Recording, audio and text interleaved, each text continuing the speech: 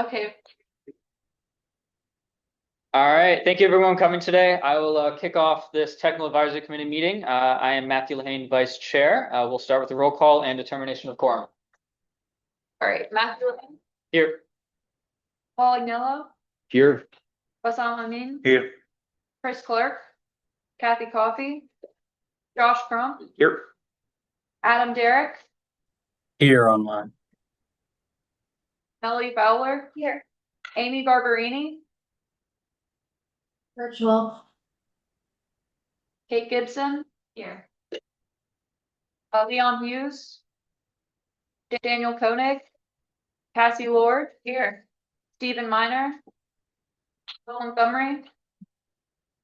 Philip Perella. Here. And Rodney White. Here. All right, Chair, we have a quorum. Thank you. All right, we'll move on to item number 3, the nomination of our FY26 chair. I will note our previous chair, Jamie Jackson, with the City of Fredericksburg, left in December. So we are up for nominations for a new chair. Do we have a nomination for chair from the City of Fredericksburg? Josh. Okay. All right. Do I have a second? Second. Second. All right. Any further discussion? All right. All those in favor say aye. Aye. Any opposed? Motion carries. I will hand it off. Thank you. Thank you. Sure. Thank you. Thank you. Not even been with the city for a year.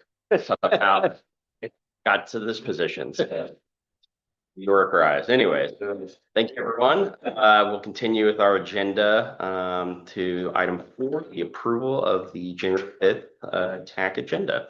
Can I get a motion? Second. Second. All those in favor? Aye. Aye. Opposed? All right, our agenda is approved, and move on to public comments. Anybody with the public who'd like to speak at this time are welcome to. Hearing none, do we have any? Oh, I apologize, sir. Feel free. Fine enough, I did. Yeah. Hi, I'm Al. Happy New Year to everyone first. Happy New Year. Happy New Year, Alan. I'm Al Watkins. I live on One Lane in the George Washington District of Stafford County. I just wanted to kind of recap briefly part of what took place at the recent policy board meeting. And I think to a person talk about having a conversation or at least engaging regarding doing something additional regarding their labor costs. And one of the reasons particularly why is with a closer look at the modeling that has been done for levels of service.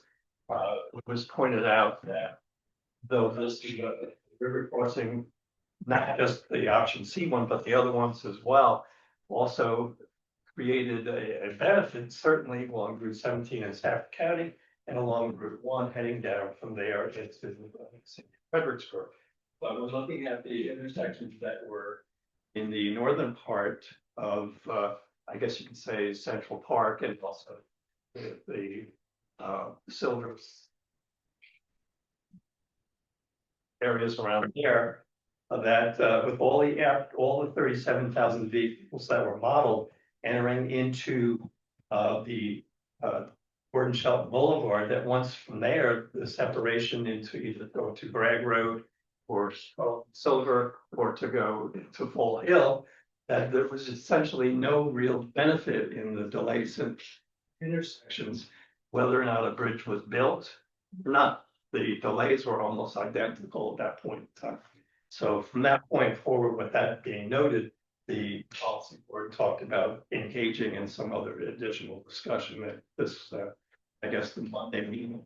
So it'll be interesting to see actually. I just wanted to point that out.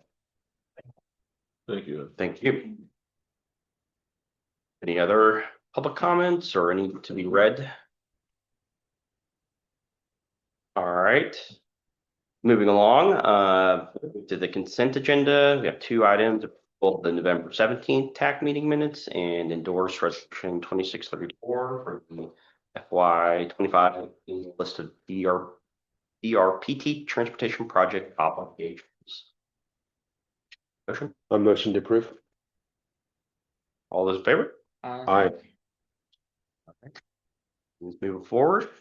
And moving along to action discussion items. Our first item is CMAC, STDG, and CR updates by Dr. Rideout. Good morning, everybody, and Happy New Year. Just going to run through the CMAC STBG submissions for y'all real quick. Next slide. As you know, that the CMAC STBG call for projects was open for the last 3 months in 2025.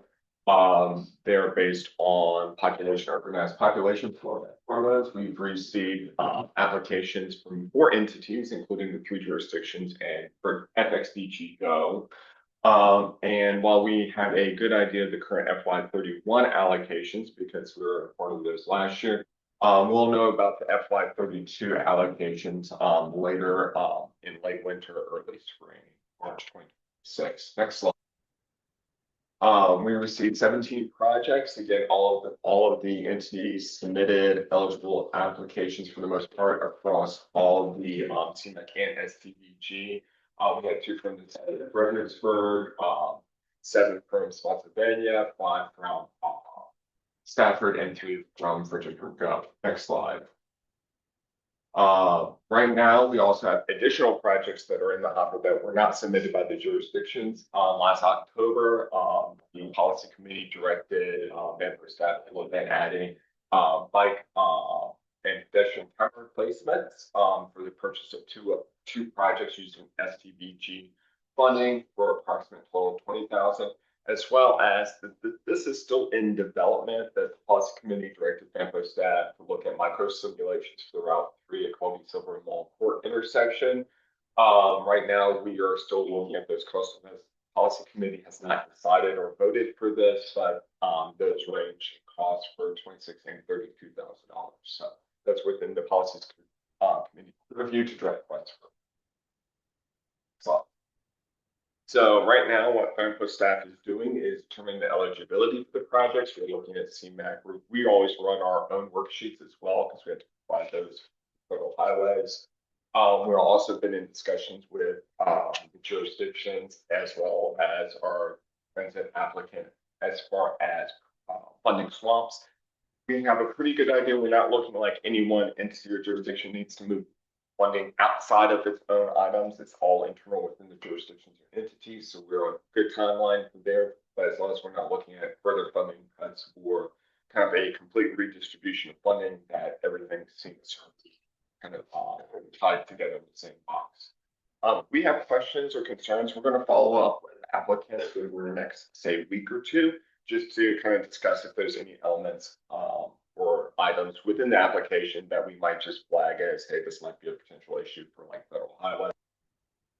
And then again, we should know what funds are in FY32 are available, and we're going to generate that large, nice, gigantic spreadsheet. We'll reach out to each one of the jurisdictions individually for their allocations, just to make sure that all the funds are going into the right pot in the right year, even before that finalized or even the draft spreadsheet comes available. So that's where we are, and we are going to still kind of processing through those basically this week for the eligibility requirements. Yes. John, do we know when we might hear back on the budgets? What they might be? Typically, and this is just going on what has happened historically, we normally hear in that very last week of February into that first week of July. That's typically when we are kind of informed about it. We have had items where we've actually known it, a week earlier or a week later, as well as additional funds dropping a month after those initial estimates are. So it kind of been, but historically it's kind of fallen. If I know it before the next TAC, we'll include it. If it's something that we don't know before the next TAC agenda goes out, then we're just going to, that would be a Sure. Chairman, the last 2 years we found out in about the 3rd week of March. So I don't know what's going to happen this year. We have a change of administration in Virginia. Also, you know, that TV show Curb Your Enthusiasm. I think we have to just not get too enthusiastic, because last year they slashed funding for this program. The state did. And the thing that surprised me last year was they didn't just slash funding in the new years of allocation. They slashed funding across all the years we'd already programmed. So we had to go and remove money from projects. And that's largely explained in two different ways that are in conflict. So I don't actually know what the truth is because we got two different versions of the story. Something to do with there just wasn't that amount of money available. So we don't know in the governor's draft budget and with the new administration and with the way that the state has not been getting in as much funding as they did in the past from things like the gas tax. We don't actually know how well it's going to be. So we can't, John gave us approximate figures last year, but those are really just very, very kind of guesstimates at this stage. We may get the same as last year, or they may come again and start with cuts. We don't know. So just, be patient till the end of March, I would say. And don't expect a windfall. This is not going to be a cycle where we're going to get a big windfall.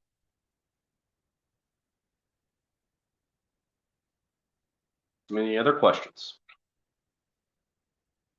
Thank you, John. Moving along, item B, Thampo Regional Freight Maps. Ms. Hinkle.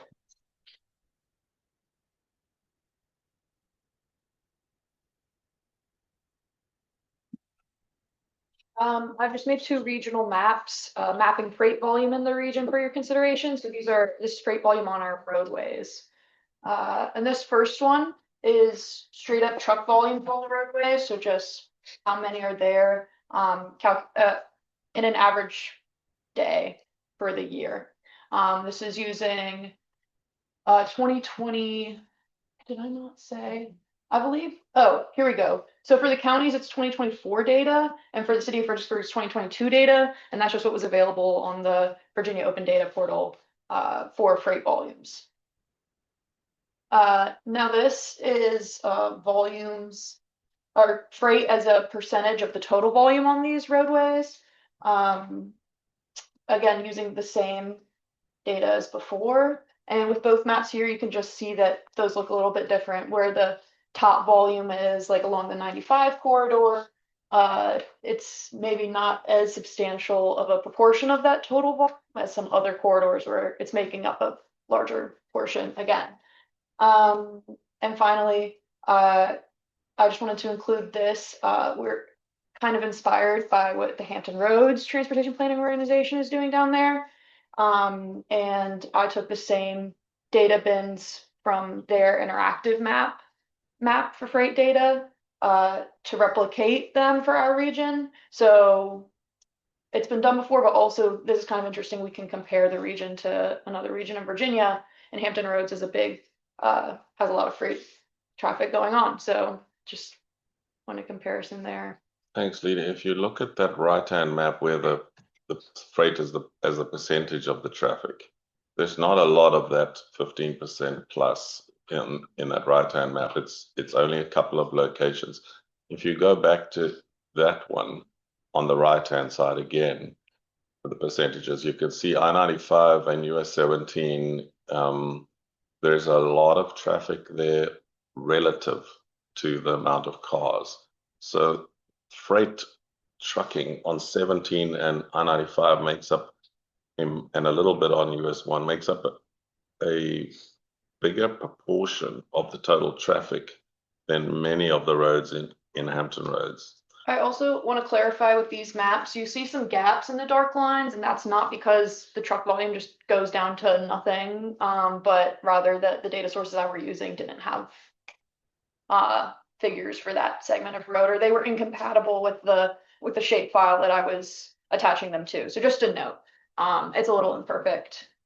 And it's just something that we must keep watching in this region, that the freight traffic is significant. It's a significant percentage of our traffic, and trucks wear the surface of the roads more than automobiles do. And they slow the traffic as well because they're not as nimble. They can't quickly change lanes when you've got a very, very long, horse and trailer, or as you all call it, tractor trailer. That thing can't change lanes quickly. And so they're not as nimble and was slow down in the traffic. So it does affect us in this region that we have so many trucks. one observation, particularly with Hampton Roads, that our freight volume goes straight down the center of our urbanized core and bifurcates a lot of that. You look at Hampton Roads, a lot of it starts densing on the outskirts of its urbanized core and then concentrates once it's basically in its rural areas. So their kind of freight traffic, they do not have their highest volume quarters of 4,000 vehicle trucks plus coming down the Virginia Peninsula, they're crossing the James and into their urban core like we do in ours. So our freight experiences, despite having very similar volumes, is actually distributed within our region in a very different way.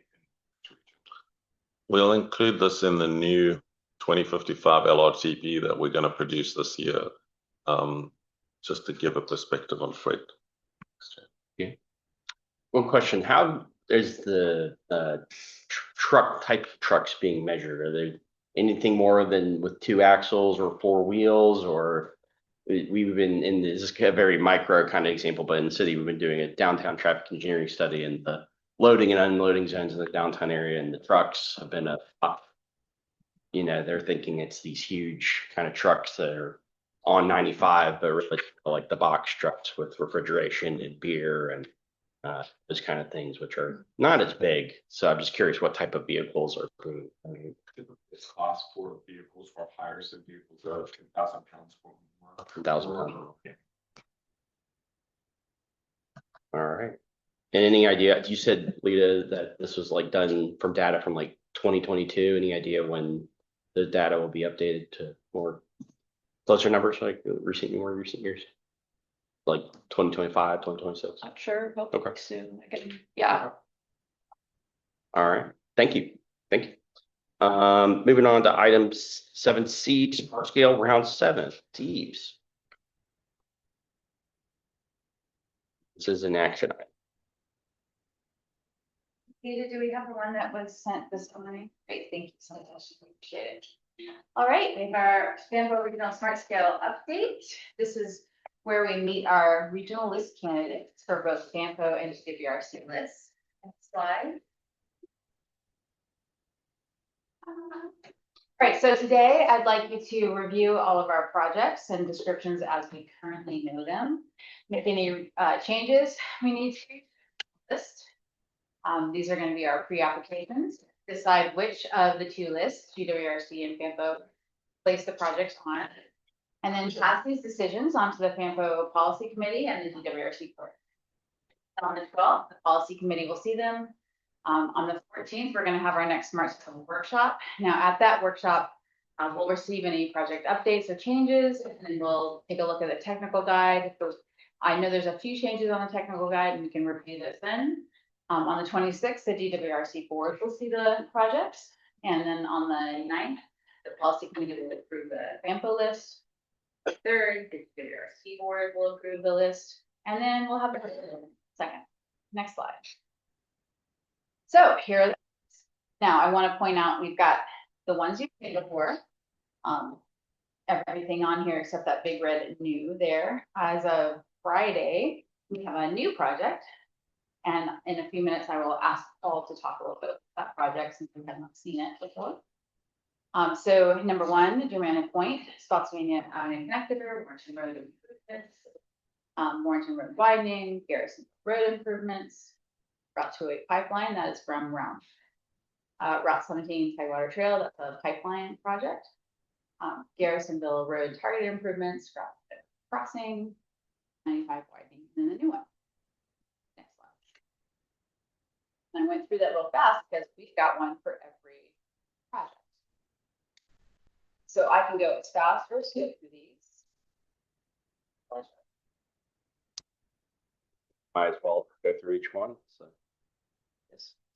Okay. Did I see that before mine? Never mind. Okay. All right, so I'm on the spot here a little bit and let them talk a little bit about their projects. The first one is a Spotsylvania project.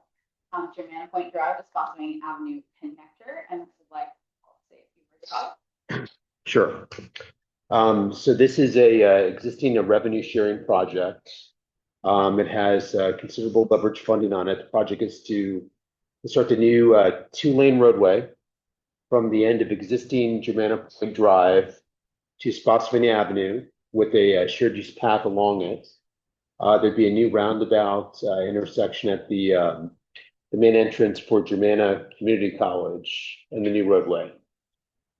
This project is been in the process of, I guess, developing funding for a number of years. It goes back, I guess, the first attempt was in Smart Scale Round 3. Was successful in revenue sharing, got the full 10 million. We thought the project was fully funded, I think. At that point, about 42 million. I think since then it's gone up to 60 million. So we're trying to basically get the remainder of the funding in Smart Scale. At this point, do you have any idea of ballpark roughly what you think the smart scale request would be? You don't Well, I know. guess I can't precisely say it because I know that VDOT is going to update the cost estimate, and I don't want to put Kathy on the spot. Then you don't need to know that. Yeah, I'm You're just gonna assuming, consult to- right. Great. I'm assuming we're not going to know the exact cost of this for a couple months, right? Yeah, it'll be, this one, we are in the process of the NEPA study, so they're working on information with that. Yeah. Great, okay, cool. I'll say that this is one of the required projects for the VA healthcare clinic. So this is one that the county is committed to. Are there any improvements at Route 17? Yeah, not with this project. Okay, and I have a little box there that shows that V-Trans is on the relief roads. So that this is a statewide priority too, so construction district priority one. And these are all the needs on the, what we're calling the relief roads, since this is a new road, it will pull from Route 1 and Route 17. Question. So it's a statewide priority too. I guess you didn't pull like I-95 as statewide. But that's a question, that will be a question for the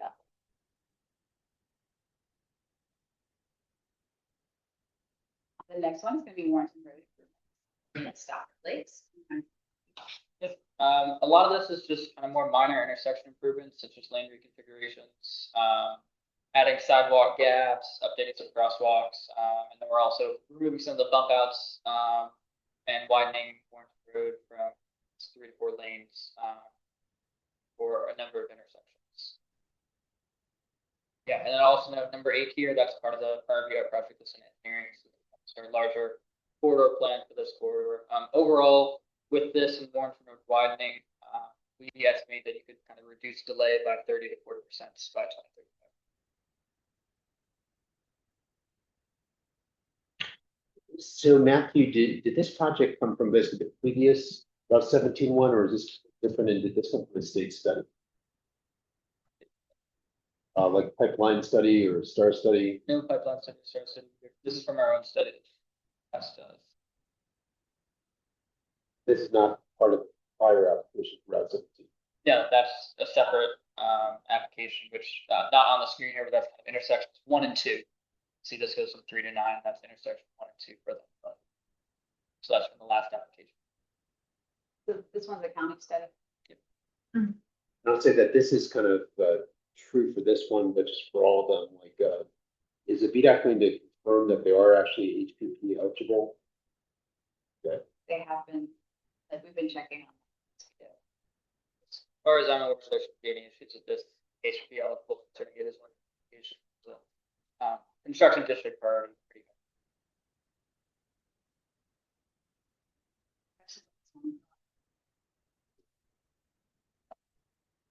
And the next one, Warrenton Road widening, if that's further, and Stop Lakes Upgrade Village Parkway. Yep, and this is the remainder of that corridor plan. This was the project that was applied in the last round. So we are reapplying for this round. We'll be hopefully pulling in a couple million in CMAQ STBG, as well as 1 or 2 million hopefully in revenue sharing as well as a few million in proffers, hopefully, as well as some local funding. So I'm hoping to get that ask down from around 30 million last time, or 32 million last time. Hoping to get that ask down quite a bit. Right now, I think our cost is 26 or 20. I think they have to change adjustments, so that reduced it. That's a primary reduction. So hopefully our ask is much closer to 10 million, 10 to 15. What bus stop? Or what service is that in the parkway? So that's, I don't know the new number, but that'll be for the Fredericksburg Go route that goes out to Walmart and back down.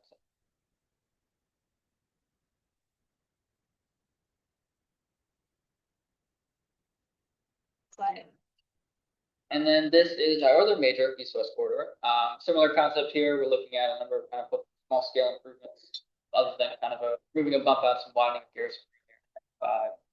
So all the way out, there's two projects. This screen here is kind of the first project, just making improvements to a number of intersections, filling in sidewalk gaps, and related infrastructure. This one, which study is this? This is one of your new studies? Yep, so we did two studies that were kind of modeled after stars of pipeline, one on Warrenton Road and one on Garrison. So it's our major east-west corridors with the most congestion and safety issues. So how does this Garrisonville project, and the other one compared to the previous Garrisonville project for smart scale? Yeah, do you want to go to the slide with the other Garrison project? I believe that there's a, if you go ahead, if you scroll down, there will be another one. Yeah, There so you go. this is the area of the prior Garrisonville project, kind of intersections 1 through 4 on the screen. So around in our 2019 bond, this was a $28 million road widening from 4 to 6 lanes. Sheldon Park Road and Eustis Road. In round 4 is a $58 million road widening. In round 5, it was a $78 million road widening. In round 6, we halved it, and it was still a $100 million road widening. Yeah. So we are now doing targeted improvements on the corridor that still aim to make some significant improvements to congestion and safety. Similar to our Warrenton Road projects, when you look at the full corridor among the two projects, you're looking at a 30 to 40% reduction in delay, as well as some other safety improvements. So getting those congestion improvements really. I think between this and Warrenton Road, by 2035, almost all intersections are within kind of VDOT standards of level of service D or better, and nearly all intersections except for 1 or 2 are level of service C or better. Question, are by splitting it up like that, or just trying to make the money kind of getting in that target money Yeah. range instead of just doing all 3 connected together? Yeah, it was the idea. This one's a little different, just because we have revenue sharing on it. So this project has 20 million plus 728,000 in STPG funding. So we have a little over 20 million on this project right now. Our current cost estimate, I believe, is around 28 million. So our ask is going to be 7.5 for this section. And the other section, it'll be another 20 to 30 million dollar project that we're going to have local money on and see what we get with it. And then, Warrenton, it was that we're trying to split it up to keep it within. So, all said and done, I'd estimate Garrison Road, let's say about $60 million in improvements in goal, and Warrenton Road, similar story, $50 to $60 million in improvements in goal. On Warrenton Road, if you build the river crossing, you get another 15% reduction in traffic. If you build the Stafford Parkway, you get another 13% reduction in traffic. So you can have all of that between midterm and long-term needs. You can have a 50% reduction in delay. Sure.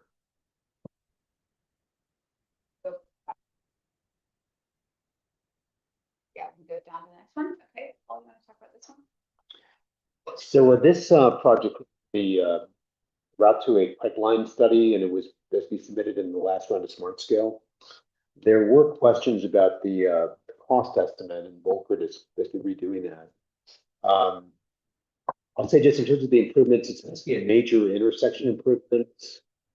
Basically, every approach that currently has a single left turn lane would have a dual left turn lane. The eastbound approach on 208 would basically just have an extension of basically the existing dual left turn lane. And then in the westbound direction, there is a small widening from Woodlawn to basically the west side of Lovelace Road. And there's some shared use path on the kind of the northwest quadrants to connect the intersection area with the shopping center. And then there's a new development that's going to off the page, which I think is, I guess, maybe seen in that upper kind of left-hand box. which would basically build the shared use path out to connect to it. So the hope with this one is that the cost estimate we think is considerably lower, and the leverage funding will be considerably higher. We don't have what the cost estimate is yet. This is one lane, right? Yes, just in the westbound direction. But it's the preferred alternative instead. Right. Okay. Thanks. Next one. And you can talk about this one too. So this one is also coming from a state study. This is a pipeline study for Route 17. And this is the section out by New Post. So the north-south street there is a Tidewater Trail, which is a Sandy Lane Drive, kind of south of 17. It's Tidewater Trail on the north side of that. Mills Drive is 17 is the east-west road. And this is basically looking to do conventional intersection improvements based on plan development. I'll say that this does have a localized 4-lane widening just in 7 plan for this, which would basically support the county's efforts to eventually widen the road basically out to this point to 4 lanes. I'll say that this area, the county has lots of data centers going in. It's going to look the same type of thing that Stafford has, and there are actually some pretty big ones not too far from this location. And it has a number of big BEDP sites. So hopeful that this one will score very well for economic development. Paul, was there, when we had a study meeting, one of the questions was whether, I think you made the point, whether or not some of those BDP sites were going to be included on the road because they're like on the fringe. Is there any way we can find out beforehand whether they make the grade, whether they're close enough to The answer be able to score? Yes, and basically we got a big boost with that.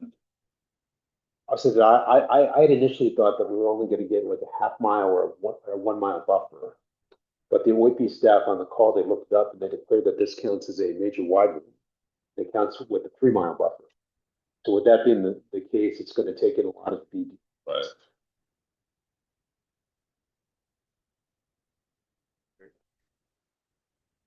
Okay, and I think it's pretty perfect. Okay, so you want to spot for this one? Yeah, so we would like to cut the river crossing project into 2 pieces for a smart scale. We've spoken to VDOT and VDOT has spoken to OIP, and they will allow us to do that because the connection to Commerce Drive, the Commerce Parkway is really a separate piece of road that doesn't necessarily have to be done at the same time as the river crossing bridge. So we would like to see this as a phase 1 and a phase 2 of a project, because obviously it's really expensive, and the more you can do to reduce the ask, the better. So at this stage, this project is for the bridge and connecting to Celebrate Virginia Parkway in the north and terminating at Gordon Shelton in the south, and it leaves out altogether the question of the connection to Commerce Parkway or Drive or whatever we call it these days. And so that would be the project, just the actual bridge and the connection back into the roadway. It's still going to be an expensive project, obviously. And, same as the I-95 widening, we have to hope that the CTB, our CTB member, makes the case for it at the CTB, that the CTB decides to promote this as one of their favorite projects.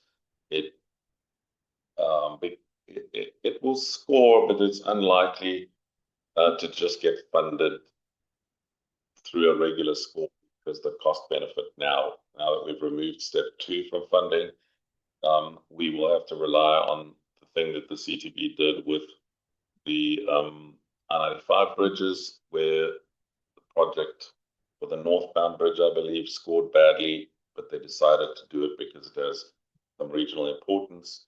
this project we believe has some regional importance and significance, and we would ask CTP members to consider that and the opportunity that they have to promote. I think it's up to 3 projects in the state. We would argue that this should be one of them because it does alleviate US 1 traffic and to a lesser extent I-95. But that's an argument to be made later. Anyway, the extent of the project is this section excluding the connection because of the cost being so high. We're trying to reduce the cost by not having that other thing. The build grant that we're working on the project will include the full project, but the small scale project will only include the southern portion. What's the cost estimate? We don't know. Well, you've got the one from the study. That's an old cost estimate.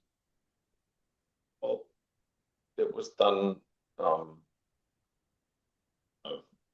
Not old as in date wise, but old as in that included the other section. It's been split into 2, and I don't recall just off the top how much it is for the southern section, but I can email you today with those numbers. We did get a revised cost estimate from the consultant. We asked them to break the cost estimate and to break up the design sections into 2 so that we could separate it into 2 projects, and they've done that for us. I'll happily email out the revised cost estimate, but we sent it to VDOT in case VDOT had additional questions on the cost. We sent TAC members the cost estimate for this. It's obviously less. That was $290 Not going to cut out in much. 2025 dollars. So they will cut out some millions from the 290. I mean, I still have comments on the design, but do you just want us to email those based off the sketch? Sure. All right. Cool. So regardless of what the exact cost estimate is, do you know approximately what percentage of the original project is this phase 1? Did most of it? In terms of cost? Or? Well, in terms of scope. It's, I don't know. 3/4. Yeah, let's say it's 3/4. I mean, question is, do you do that by cost? Do you do that by lane miles? Like what metric do you use to decide that? But I'm guessing it's 3/4 of the project. Just at a glance. At But- the sketches. Yeah. So You like my PC? I, you know, you can pull the CAD files into GIS. Well, I was just at home on my little laptop, like. we'll work on the materials. Looks good to me. Now, this is a smart scale application. Is Baker still available to update and respond to any comments and questions? And because this will be a pretty thorough review, it'll of course have to go to Senate. I would expect there to still be work required. They would be available to do things that are in the scope which you all reviewed when we started the project. They're not available to do work that is outside of that scope. We would need to ask for help from VDOT, or we need to ask FAMPA to provide additional funding to do that. At the moment, stuff that is outside the scope is not funded. But there are things in the scope, like sketches have to be done to your standard. For example, the cost estimate has to be done to your standard. That's within the scope. But if there are additional separate documents, remember this excludes the intersection with US 17. That is part of the B phase of the project.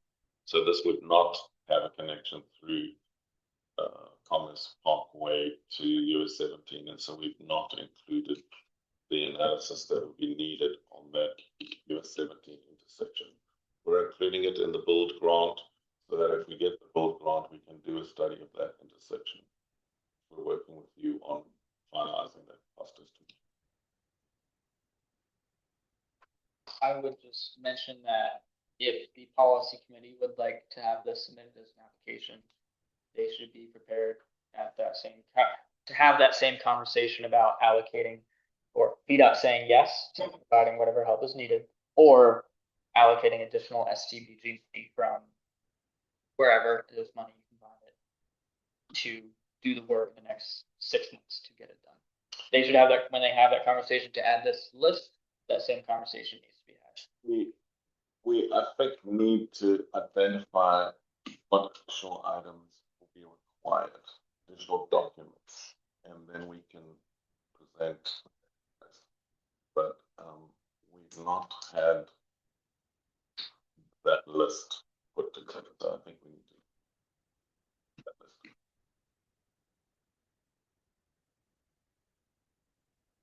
Any other questions or comments? Leave that when we present.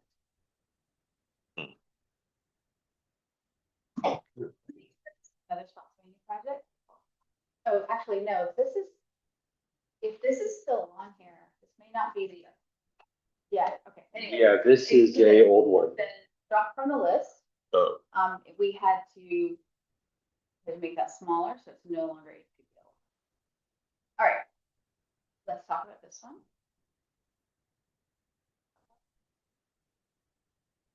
Oh, I don't want to talk about this one. Yeah, I'm not voting this project. That's right, Paul, Donnie wrote it.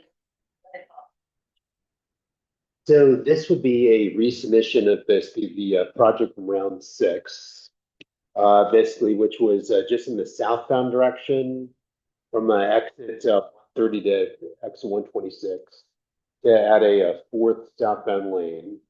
The project, I believe, would be in the city and in the county, so it's not just a county project.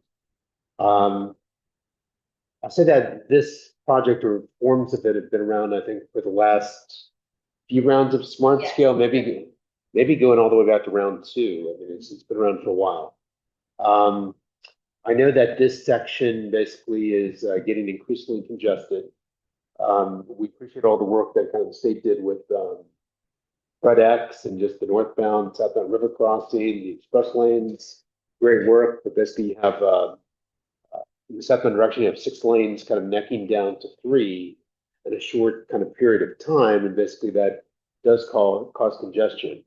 Also down at exit 126, we have the off-ramp improvements have been completed, but you still have traffic kind of backing up and spilling up over into the I-95 southbound general purpose lanes. And also that this project would include a 1,500-foot southbound deceleration lane, which would help kind of get the traffic out of the I-95 southbound main line, so that make things safer. The county is still supportive of submitting this to Smart Scale. We think that by doing that, that kind of would keep this high up on the state's radar that this is a regional priority.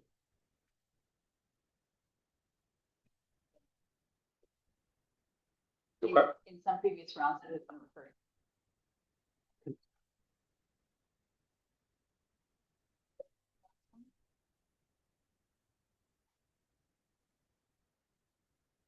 City project.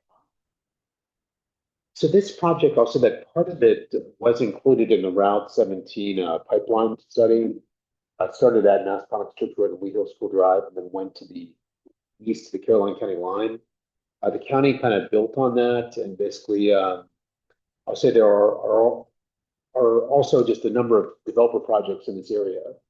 So I just want to kind of briefly explain this. So VDOT did a widening of 17, basically from close to Route 1, the east side of Hospital Boulevard and Germana Point Drive. That was completed last year, I think maybe in February.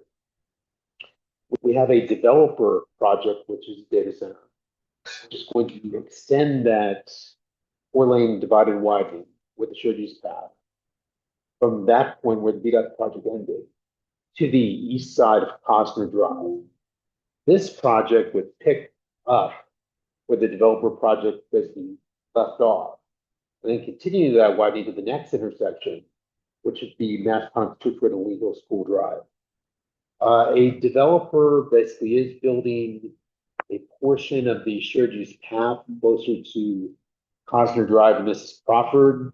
And then at the Masscon Church Road intersection with Route 17, a developer, this is Amazon, is actually proffering and through a cost share planning to construct the entire southern leg. So those two would be outside of the smart scale project. The smart scale project would be actual widening of the road to 4 lanes. And then it would be the northern leg improvements at Lee Hill School Drive and Route 17.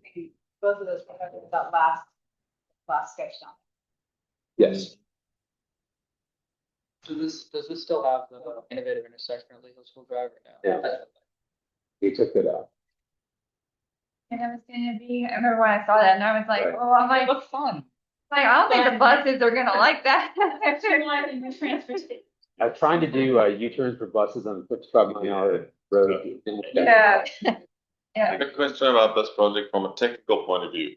Is it good to go? Is there more work that needs to be done on it? We didn't have this in the list until Friday, so where is it in terms of cost estimates, design, good to go, is it ready? Is there more work? A lot of county funding on it.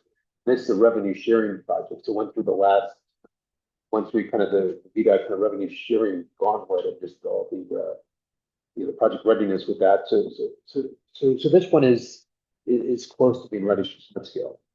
And This is not. See. are there any additional, is there any additional work that needs to be done on it to get it ready for smart scale? And who's going to do the work?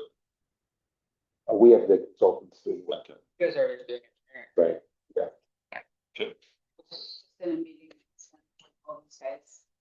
So I was not too worried about adding it. So estimate cost. So we don't have the exact cost list. Probably had And is that the ask, or is there some leverage that reduces that? the county has leverage funding, so that doesn't include any of that. So the ask will be 50. Also, potentially haven't properly over contributions. So the smart scale was classified south of 2 million, probably significantly. I'll say that this site does actually have a bunch of the sites kind of nearby. And this one, the one out of New Post, actually has more congestion and kind of crash issues. So it probably would score higher than the one out of New Post. Chairman, if we could just ask if anybody else intends to submit any more projects, because we have to draw a line under this today. Yeah, this, We cannot entertain new projects after today. The other projects, people are intending to submit. It's not where. Speak now or forever hold your peace. Not on our projects, but I just question the feasibility of the I-95. Whether it should be included on the list. We'll get to that. Yeah, I mean, I also have some reservations about some of the project. I think we should deal with that. Yeah. But when we get there. But no new projects. So I hear you. make one. Well, I was gonna say, can we have this updated PowerPoint with the new project? Yes. And remove the one that's gone. Yes, yes. I was doing all this like last night. Good? I said last minute next. Yeah, last minute. The only reason I added this one is because Route 3 went away. So we had a spot. Now we have 5 slots apiece for detours in Campo, and that's what we've got here. We've got 10 cars. Does- Drop off. Do we have a slide for that coming? Next slide. Okay, there we go. So there we go. So this is very draft, and we can move these around however we like. I just did a proposed breakdown, sort of just distribute them amongst the 2 lists. All we want to do is make sure that we don't have like all of the what we perceive to be stronger projects on one side, risky projects on the other. I guess is show how the chairing it, but what would be a GWRC project versus a Campo? What's the kind of criteria, or it's really? There's absolutely no distinction between the two. Okay. And there's no strong reason to put one project on one list and one project on the other list. The only thing we should do is make sure that we've got some strong projects on each list and some weak projects on each list, because what happens if we don't do that? If we don't, if we don't do that, then we can end up having 5 projects on one list and 3 on another list. And once you've submitted the pre-applications, I know we've had some debate about this in the past, but my understanding, and correct me, B-Dot, if I'm wrong, my understanding is once we've named the projects in the pre-application portal and submitted the pre-applications, we cannot switch projects between 2 lists. Is that correct? I can't say that's correct. Otherwise, I have to like fall on the sword again, and I don't want to do that.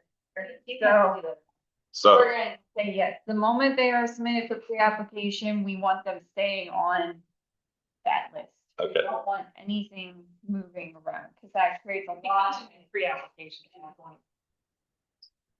Deadline.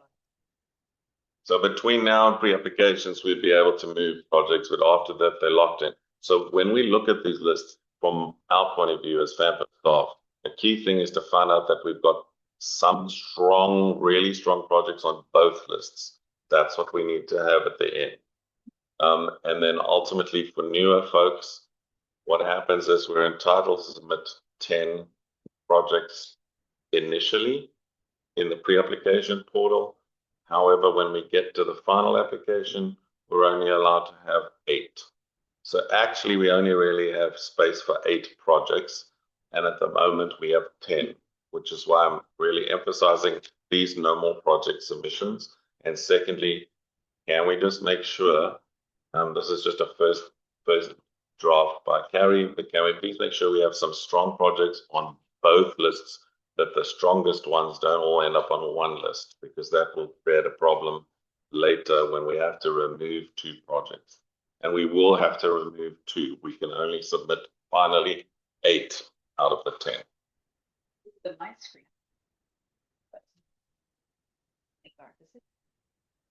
Two Mays. So we can submit 10 in the pre-app and then maybe 2 get screened out. We will have to, if they don't get screened out, we will have to vote to remove 2. And, you know, that's a decision ultimately for the policy committee, but usually the TAC tries to make a recommendation to the policy committee. Of course, there's always, you know, a local interest, and we want our project. And sometimes at that point in the discussion, we do have political comments where the person wants a particular project because it's in their local district or their local area. And that isn't always the best project, but because somebody's passionate about it, and that doesn't happen yet at this stage. That usually happens when we have to remove 2. Then there's a bit of a bun. We call it a bun fight. I know you all don't use that expression, but it's when you have to fight over what's on the table. Yeah. Do we get feedback from the pre-application stage that would give us an indication of which ones are our weakest projects, or is it going to be basically just? Yeah, there's a lot of comments that, yeah. So last, Is there something that you go to the process, you put 10 out there, they give you something that they make you think, they think something about this one. It's not scored. There's no score. It's basically just like, this meets basic criteria to move forward. Right. it screens in. But not. Yes, we will, it's just looking at the screening, making sure that it's eligible for HPP. And then it moving forward, but like, we're not gonna like weigh in, VDOT nor if you would weigh in on like anything other than that, making sure it can screen it. We do sometimes get along really well on this committee. And sometimes somebody will remove one of their own projects because it is a weaker project. We've had that actually happen.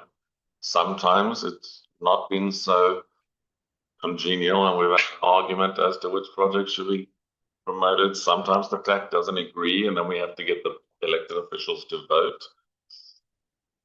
You know, we're hoping that we'll convince each other over the next month or however long what we should do.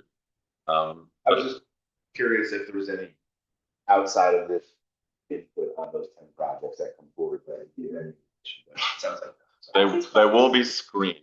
So if one of them fails on a criterion, it doesn't meet the standard of being a regionally significant project for somebody, or whatever the case is, a project can be removed by OIP, but they only do it on the basis of what just said now, that it technically doesn't meet the standard for some reason. And those technical things are quite complicated. And just a final comment, I received a text message from our our CTB member to say that the new V-Trans needs were not approved at the last CTB meeting. So that gave, in a very small number of cases, it gave us a couple of extra needs, not very many, but one of them was on Garrisonville Road. That list was not approved. So I don't know whether it's going to come back to the CTB meeting in January or February. I don't know. But at the moment, as of right now, today, we only have the old V-Trans to use in terms of screening at the moment today. But that may change at the next CTB meeting. I don't know why. I didn't listen to the full meeting, so I don't know why they didn't approve it. They didn't. So just a comment, I believe like the route to a pipeline study project, I think that was submitted by FAMPA before. Seems like it would make more sense for that to be on the FAMPA list, so you wouldn't have to redo everything. The full application rather than the on GWC. Sure. I guess the corollary question to that is basically with this, could we just maybe like approve our draft, projects today, but in terms of which is on which list, maybe kind of still look at that, and there have been a number of issues kind of raised by different committee members of having kind of the say a good balance of kind of weak and strong projects between the two lists, and I think we might need to maybe hash this out on January 14th to try to come up with the best plan for that. I'll second. Yeah, this is an action item, so I was wondering what the. I'm happy with that. If we approve the list and we close the list, so no more changes to the list today, we can then give that feedback to, for example, a policy committee, that these are the final list. We're not accepting any more new projects, but the draft of which list each one on is only a draft, and the TAC is going to meet, or the subcommittee is going to meet, and we'll have further discussions on any that need to be moved between the lists. Would that be it? Because you Okay. know how like they like to see things and then they like to vote on. No, I think you should show them this, They will see it. but I think just tell them that the TAC is thinking through which projects to put on which list. So it doesn't matter which side. When is the policy committee? The policy, well, 1 week today. going back to the slide that shows the, like the second slide. Yeah, there we go. But yeah, that one. So see that they see it on the 12th. They're voting on February 9th, and then they don't have another chance before March 2nd. Like it's like. We go back to the other slide.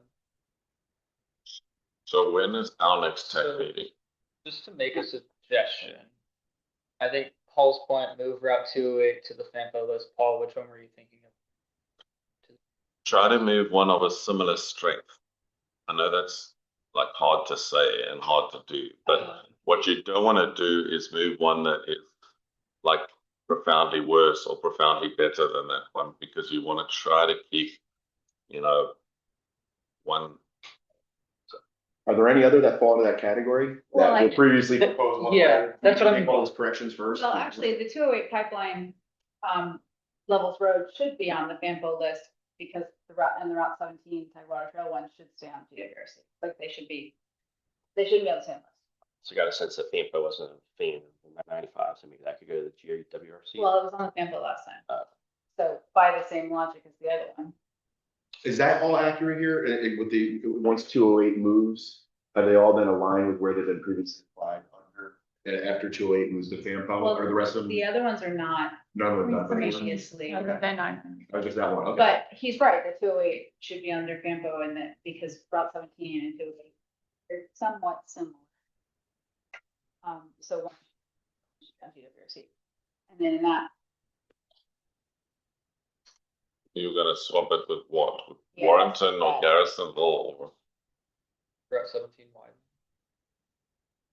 So the Spotsylvania Route 17 widening is also then very close to the Route 17 Tidewater Trail one. So I don't know if that So, is okay or not okay. It's just they're gonna then be on the same list. And I thought, just based on this, that we were kind of keeping Warrington, like the Warrington ones on separate lists and the Garrisonville ones on separate lists. You're So right. So if we let's do move that Route Let's 17 swap it. widening, then it's gonna be 2 Route 17 widenings in the same area. So let's put.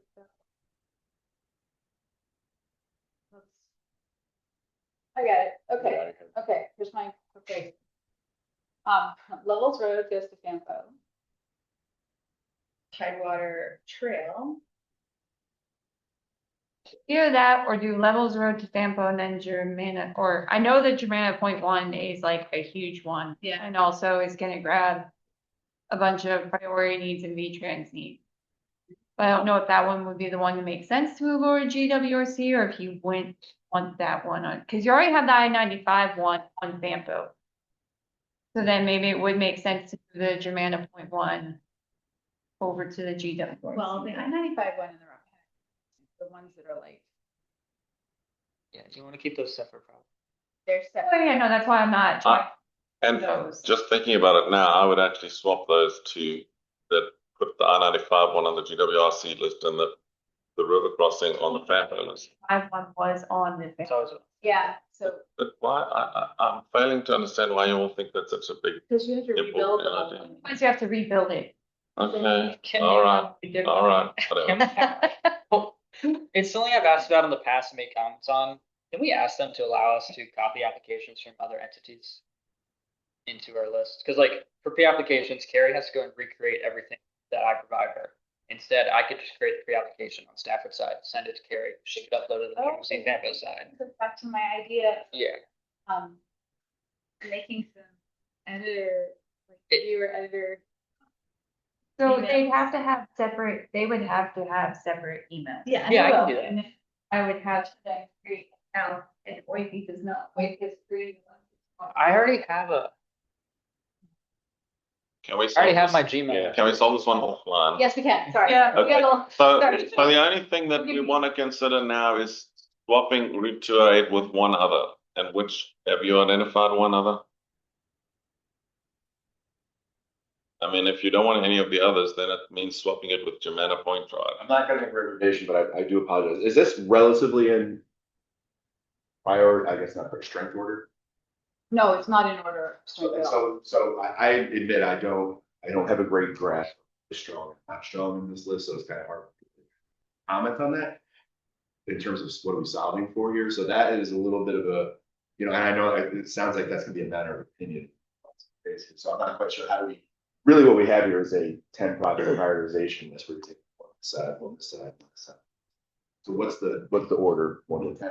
That one really is down. Like, What's the top 6 and just Can we consider like regional versus local? it's kind of like that too. Like some of them are larger, more regional projects, and some of them are more localized projects that are only technically. If you're gonna stick with your logic up until now, you're saying that you mustn't have 2 Garrisonville or 2 Warren. I noticed that I that's think how that's the right way to, right thing to do. I But think it's a my- huge So if step. that is the case, then you need to swap 208 pipeline with Germana because there's no other combination that will work. Okay. That's. And Yeah, right. also, just to comment, Okay, so without any discussion on strength, how do we know that we didn't put 5 strong ones on the same side? And some people seem to know. Even if you have ones on one side and one fall off, they don't need to be balanced in that way. So it's not that they aren't ranked per applicant and then the top ones per applicant are funded. They all go in one big pool. So to me, it's a matter of putting them in groups that when it's, hopefully nothing gets screened out. That's always our preference is that nothing is screened out, which makes it more difficult in a way, because then someone has to pick which one That is was pulled off the list. So I would say that have two groups that for some logical way make sense to be able to remove. So Yes. whether or not, Yes. you maybe don't want to have with localities unbalanced in different ways that, automatically someone gets to keep all of theirs essentially and doesn't. So I think there are some reasons to look at it from that point of view. It's my take. I'm trying to be helpful, but I don't. No, I That's your understand. strength. I think the concern is like if you put a bunch of strong ones on one side, they still have to get rid of one, and then you're getting rid of the. Yeah. Right, I don't want. That's the thing to avoid. That's So exactly right. my only reason for commenting earlier was if we can get something that we generally think we're good with, I don't think we still decide today. I think we still, because policy committee is going to see whatever you give them, right? I'd rather policy committee see something that we've discussed potentially changing rather than see what's on the screen now. So I think we still need to talk about it, to Paul's point, at the next meeting, January 14th. But We do need to show next Monday night. the right, policy we're committee gonna that- make a better list than what's on here, though. We're gonna maybe move to a, and my comment was I want to switch the two Garrison at once. Okay, I would rather show them something you are at least More comfortable. more happy Yes, with than that's this. still- So let's make the moves we want to make today. Right? Yes. Yeah, so my comment was I just want to swap the two Garrisonville ones. Okay. The Warrenton Road one on the right side is near I-95, so I just want to match them up with the Garrisonville one that's near I-95. So if you can just do Garrisonville Road, Stafford Marketplace to Eustis Road to Tampo, and then Garrisonville Road, Target Improvements, Eustis Sheldon Shop to WRC. GWRC bullet 2, switch with Banfield bullet 3. And are you still wanting to move Route 208? Yeah, well, the point basically that it was submitted under 4, so basically it's the same application, so it would be less work for the GWC staff to submit it under FAMPO than to submit it under GWC. Then- That one, we already have an idea of how it's working. Then if your plan is to not have two projects on the same road on the same list, then you have to move Germano. There's no other option. There are only 5 projects on either side. We have no other option. So we're swapping the Garrisonvilles and we're swapping levels with Vernon. That's it. Yeah, and they're both botsy anyway, so. So With that's then the first draft list, which we can show to the policy committee as per the discussion. You can still, in the next workshop, make one change if you want to. So we need a motion for that, since it's an action item. So we want to action or you want to? So I guess my proposal was that we have a draft. And that goes through the committees this month. And then the TAC basically formally, votes on a final version, basically a TAC meeting in February. That's That fine. would match your schedule because basically kind of FAMPO and GWC are also taking final action in February. All right, as long as we have everything by March 2nd. So the only action I'd like to take today, if I may weigh in on this, because Carrie does all, not me, is that we vote that is the 10. That we're not going to introduce any new ones after today. That those 10 are the 10. However, we allocate them, move them up and down, swap them on sides, change the cost estimates, do whatever else we need to do. That's fine. We could do all of those things. The only thing we can't do after today is introduce a brand new project that is not on that list. Are we all right with that idea? Okay. Got your motion for 10 projects and no other moving. Motion and second. All those in favor? Opposed? Okay. Great. Or you can get those. Thanks, Carrie, sorted and out. thanks, everybody. I think that's good progress. Okay. Thank you. Item 8, correspondence. VRE Transit performance target annual report. BRE folks, is there anything you need us to do with this particular item? If you can just weigh in now.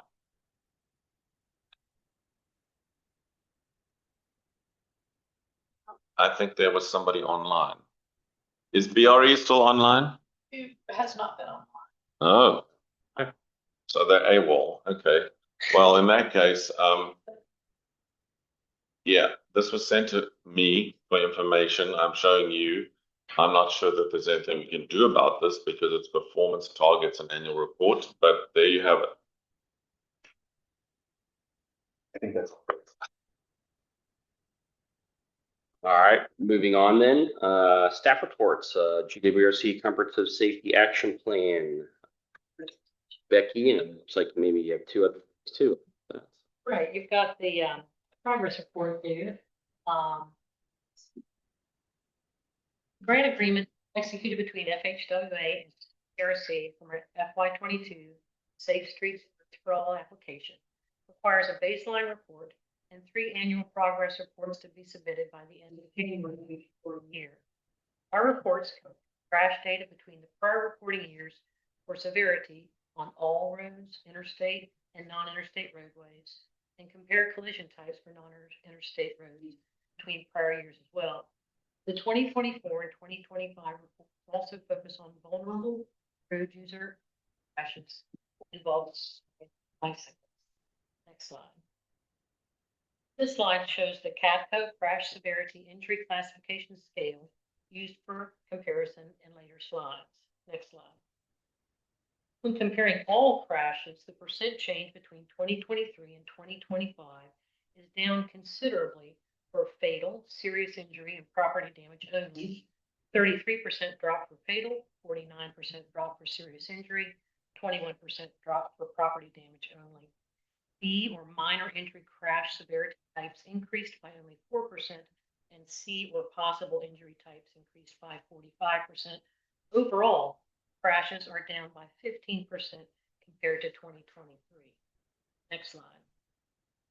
When comparing interstate crashes, the percent change between 2023 and 2025 is down for fatal, serious injury, minor injury, and property damage. 25% drop for fatal, 77% drop for serious injury, 8% drop for minor injury, and 28% drop for property damage only. C or possible injury types increased by 28%.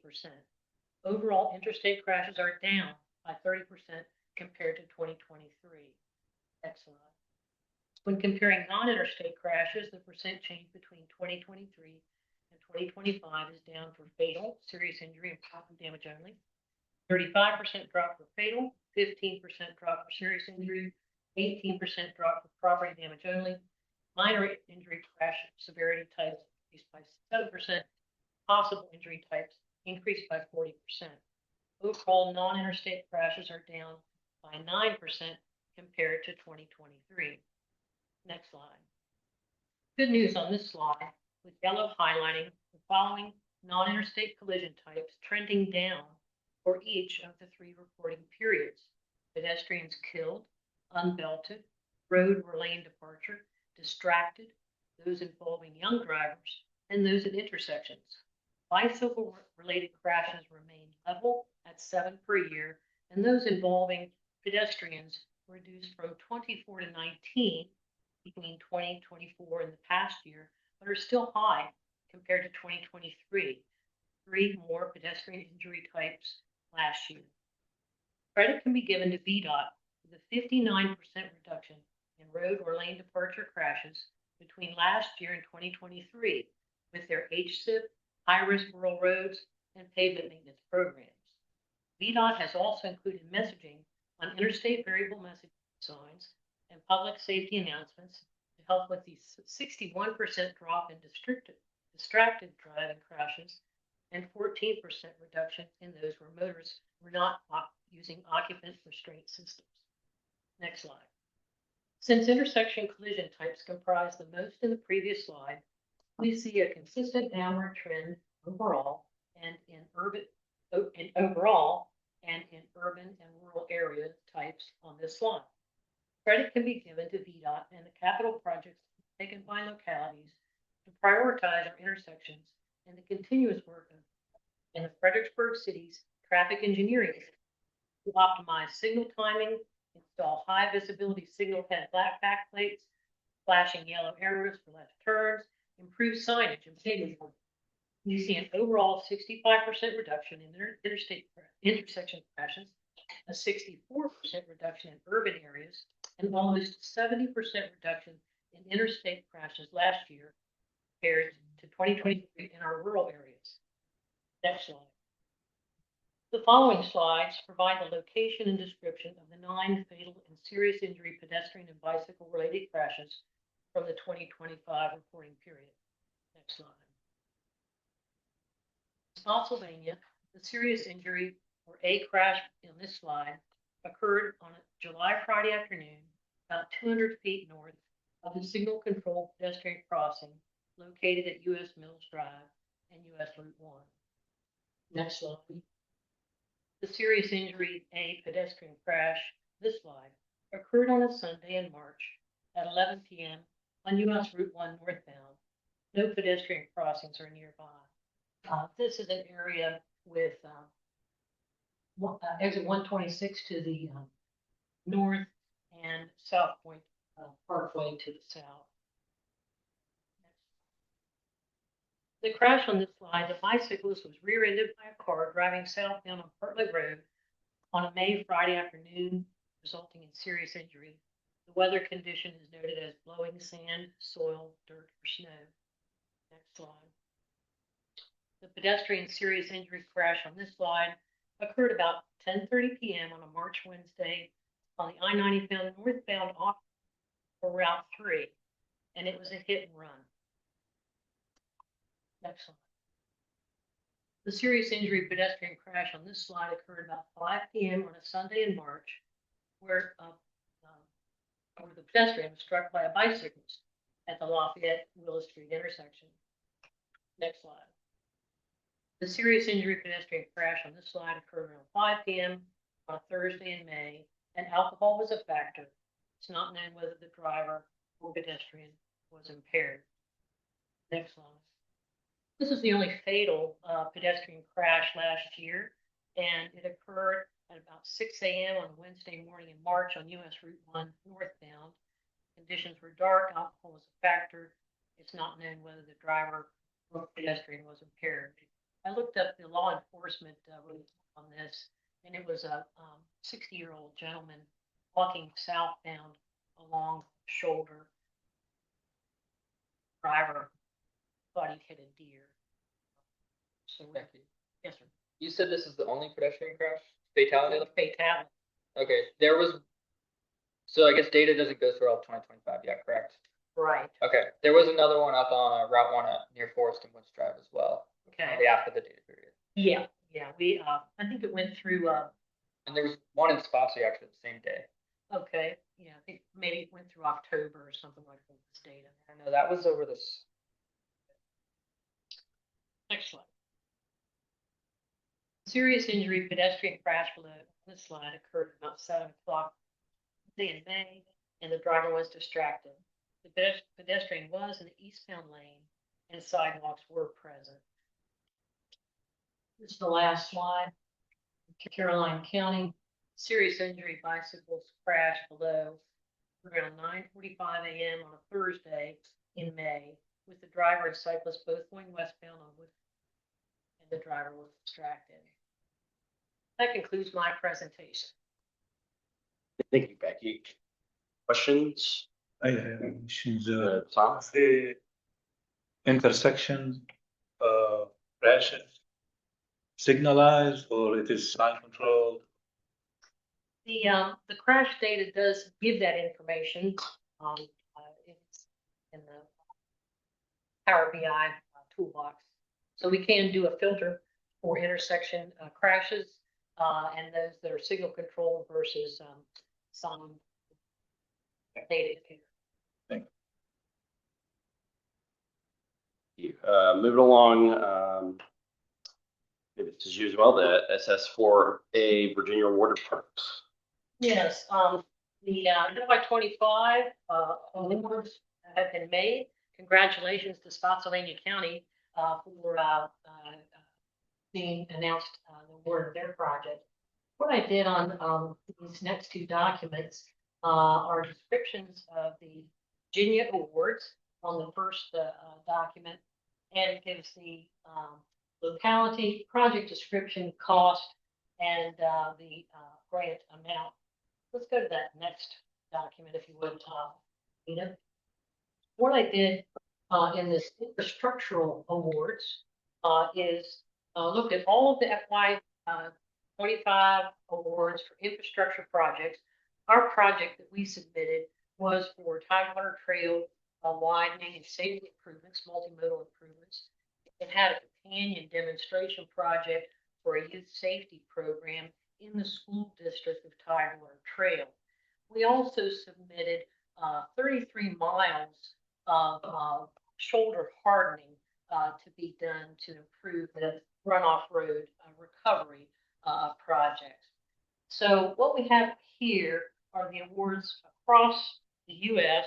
It's 22 pages, and a project description, cost, and so forth as on the prior one. We will be given a debriefing by Federal Highways on why our project was not awarded. Ian, Paul, and myself in that debriefing.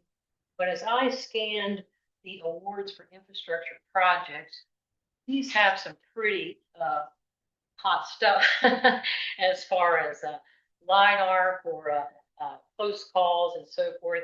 So I was real proud of our application. We've been under debriefing in a prior non-award year, but we'll find out what we can do to perhaps improve maybe the excitement of using innovative technology to more thoroughly address crashes. But I think this is a great thing to read and scan. Mr. Allis gave us some great advice in preparing our build grants to contact the localities, see a project similar to, and ask them for their grant application, which we greatly benefited from receiving 2 projects. So this is just for information, and we'll learn more together. Becky, just correct me if I'm wrong, but in Virginia, there was only one infrastructure project awarded. Yeah, so in Henrico County, and in the last round, there were none. I believe that's the case. Yeah, in fact, in the last round, there were virtually no infrastructure projects on the East Coast, all the states on the East Coast. Definitely none in Virginia. This round, there was one in Virginia, the one in Henrico, but they have tended in the last 2 rounds to award money for planning grants, left and right. But for actual infrastructure, far fewer. So it's proving in this current program to be much more difficult to win a infrastructure grant than it is to win a planning grant. And I guess that might be because of the cost factor. Personally, I don't think it's wise to just ad infinitum, allocate planning money and never any infrastructure money, because this is the federal government. This is not local, right? It would be far better, in my view, for us to put, for anyone in an MPO, to put local money into the planning and then apply for federal grants to build the stuff. And this seems to be weighted the other way, which is unfortunate. It's interesting. Any other items for that, Becky? No, sir. Okay, thank you. We'll move along to the LRP TP 2055 public survey. Gene. So to better inform how the 2055 LRP, we're going to be releasing a public survey. And here's questions that we've developed. We're going to go to the next page. All of our questions will follow the same format: visible, approval, have for our transportation plan, the objectives that achieve our goal, and then at the end, a sort of open-ended. Very end, we have a required question asking for the zip codes of people who are taking it. The survey, as well as the option to them to send in their email address and an optional paragraph. And we're going to be presenting to this, policy committee next. We're happy to take any questions or suggestions from the TAC. We sent this out with your agenda. The key difference to the way it was done 5 years ago is we've asked for a local example in each case. So tell us about your problem on this issue. Tell us about your local problem. And we're hoping to get an agenda of locally felt needs and concerns that we can then share with FAMPO during the process of building the LRTP during this year. Eugene will let you know about the start date of the survey once the policy committee has approved it. And then we ask that jurisdictions please let everybody know in your community that the survey is ongoing, and people who have social media accounts officially like BDOT and DRPT and everybody else, we ask you to please promote the survey. It's for the LRTP. So what does the public want from the transportation system? Let's try to find out. Thanks, Jim. Very good. All right. Next policy committee meeting. It says here February 9th in Stafford. I believe there's one later. Yeah, that's not actually next policy committee meeting. Next policy committee is on Monday in this room, but the February policy committee meeting is in Stafford County, and there will be another one later on in the year. I think it could be April or May. It's going to be in Spotsylvania County, and the policy committee chair requested this. And the idea is to try and give local folks an opportunity to attend a policy committee that don't normally attend. And perhaps because the policy committee is always held in Fredericksburg, the idea is to try and spread it around a bit and give other people an opportunity. So when it's in your county, if you could please just promote it where you can so that people know that they have a chance to come and attend a meeting. And if they wish to give public comment in the meeting. So good idea. Any updates from agencies or localities? It's going quiet. Well, then I will move to your motion to adjourn to the next TAC meeting, which will be February 2nd. Second. All those in favor? Aye. Thank you, everyone. Thanks, everybody. Happy New Year. Good job. See you at the workshop. Workshop, January 14th. Oh, really? No, it's